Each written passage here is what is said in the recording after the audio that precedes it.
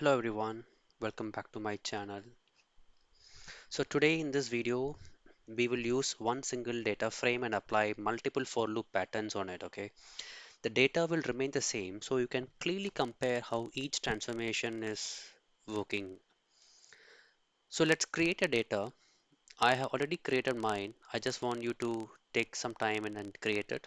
So let's have the data with one LIs, um, Y and none, and for Bob it's none and Y, Charlie it's N and N.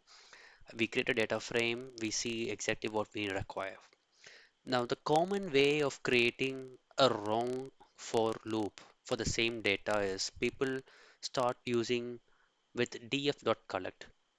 So what happens when I show you the printer? See, for each iteration, the entire record is being displayed.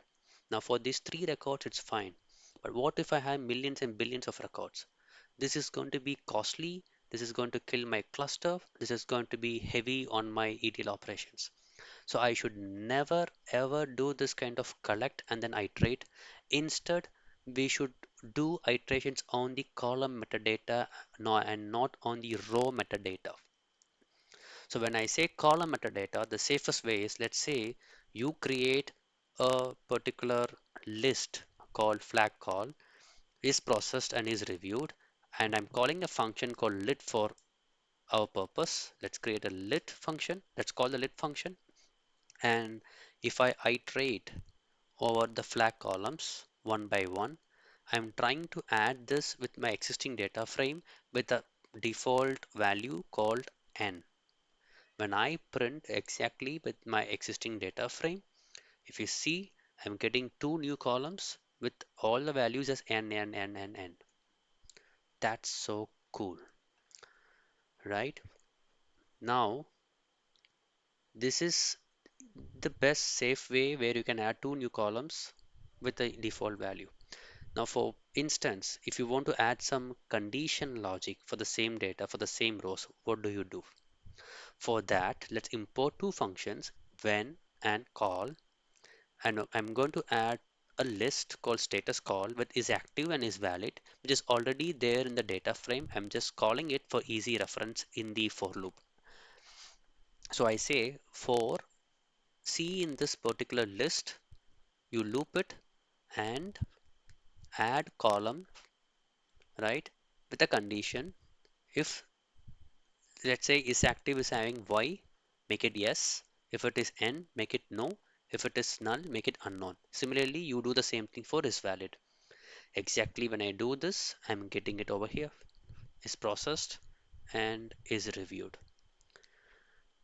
Super cool, right? So only the values are transformed, not the data itself. And one common mistake what generally people do is wrong reassignment of the data frame. Let's say flag call list has already been created. And if I say for C in flag call, there and if I do a with column, there is no change in it because literally data frame is immutable. Right? So this is a wrong way of doing. Never do like this, right? That the same data stays unchanged, right? This result will produce no change at all. This is something which we all should remember while performing, right? Understand what data frame we have, what list we are going to, loop it, what is the result, and foresee it and then develop it. Now, let's say for the same logic, without a loop, you want to do some comparison. You want to create a copy with existing columns. You want to duplicate a value, sorry, a column. That's so simple, right? You just write df.select with star and call the column which you want, do an alias, give a name for the same for is valid column, alias is valid compare. So if I run this, see, I'm having along with the remaining columns, along with the 1, 2, 3, 4, 5, 6 columns, I have the 7 and 8 one coming over there.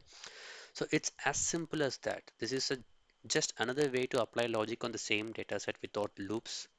So this will give more readability whenever you have some requirements. Now, I would like to show you one more thing about the intent and its issues. Don't mistake me. I generally take my video by typing it out, but due to some recording issues, I, I mean, while I was developing the script, it wasn't getting recorded. So that's why I'm just going with you along with the code which is already being printed. So maybe next time I make sure that I don't repeat this mistake. So do bear with me. I think I or do let me know which is the best. Do you want me to type along with the session, or do you want me this way of format? Like maybe this is easy to easily see instead of I type everything. Whatever you guys like, do let me know. We could follow that. Now, I just want to tell you one thing. Uh, because I want to do an iteration. I want to show you the importance of show over here. Yeah. So I have a df.show over here. What happens if I keep it here? Before I run, pause this video, do it by yourself or think by yourself and comment in the video that what is the result. Okay, let me pause for a few seconds. Okay, now if you have answer, it's good. I'm gonna run this. You will see. I'm getting it twice as what we clearly did because we are inside the for each loop, right? So that's very important. You should always be out. Make sure you have proper intent. And if you run, you will get one. So that's it, data engineering folks. Hope this was helpful for you. So you should be very careful the data set that we use throughout. It's a simple one, but when you have a millions and billions of record, for loop is going to get costed. And I will let you know more in the upcoming videos about what happens in this performance level, like what is happening, how do you understand where exactly the costing is happening and all those things. But the key rules in this session is never loop over rows. Looping over column names is safe. Always reassign the data frame. And for your learning purpose, always keep the data constant. Okay, so for loops in PySpark, which is safe, is what you have seen now. I basically use the column metadata and not the rows. Now, I hope you would have liked this video. Subscribe to Data Engineering Simplified for clean, real-world data engineering tutorial sessions. And next, I will come up with something interesting. Hope you like this. Show your love in the form of like, share, and subscribe. See you in the next video. Have a good day. Bye.